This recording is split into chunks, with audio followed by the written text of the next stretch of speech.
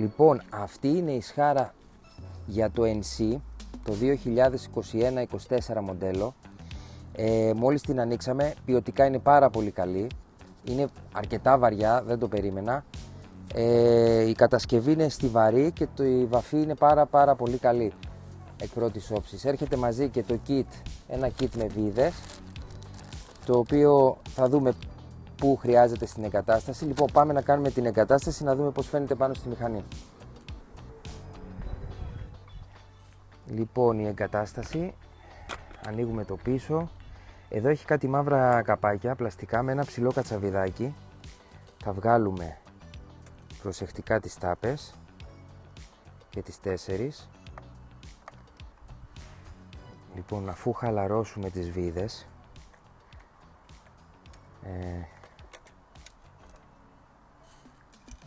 οι βίδες που έρχονται είναι λίγο πιο μεγάλες. Λοιπόν, προφανώς είναι για τις μπροστά, για αυτές εδώ. Θα τις βγάλουμε και θα το δούμε.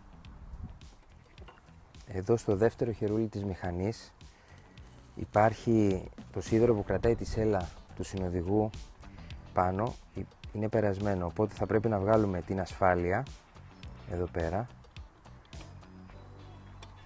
και να πάει στην καινούρια σχάρα.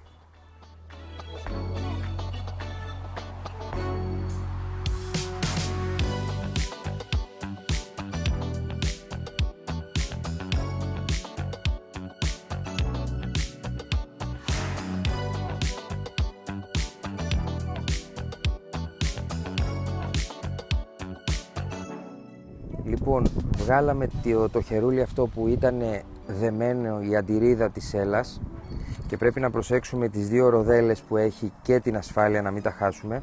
Χρειάζεται καλύτερα να βγάλουμε τη σέλα του οδηγού. Λοιπόν, θα βγάλουμε τη σέλα του οδηγού και θα δούμε πώς μπαίνει η σχάρα η κεντρική.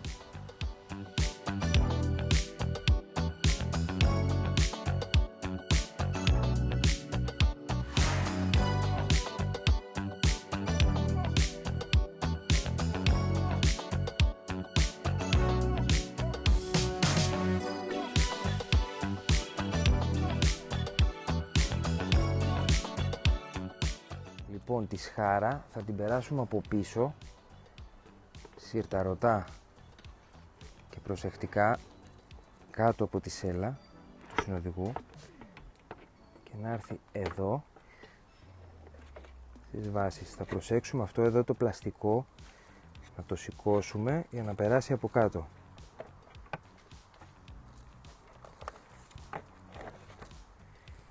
Λοιπόν, αφού βάλουμε τη σχάρα πάνω, διαπίστωσα ότι πρέπει να τη σηκώσουμε λίγο για να περάσουμε αυτό μέσα μαζί με τις ροδέλες και την ασφάλεια.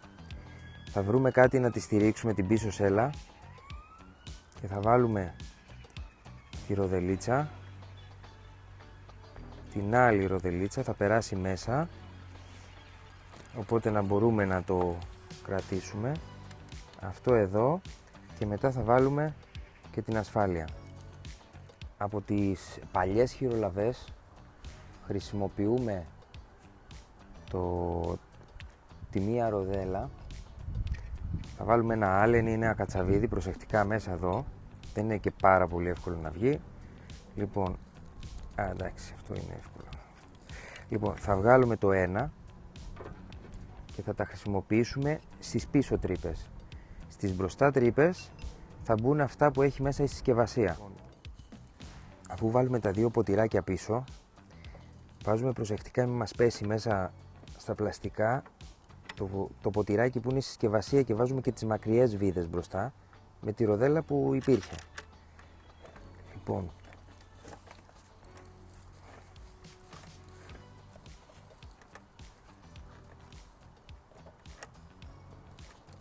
βρίσκουμε εδώ τις τρύπες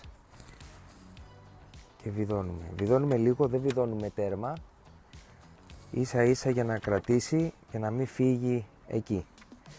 Λοιπόν, αφού βάλαμε όλες τις βίδες, πρώτα θα βάλετε όλες τις βίδες στη θέση τους χωρίς να τις σφίξετε και αφού κάτσει στη θέση της η σχάρα, τότε σφίγγουμε και τις 4 βίδες αφού έχουν μπει μέσα. Γιατί αν δεν μπουν στη θέση τους, δεν θα μπαίνει μετά η μία.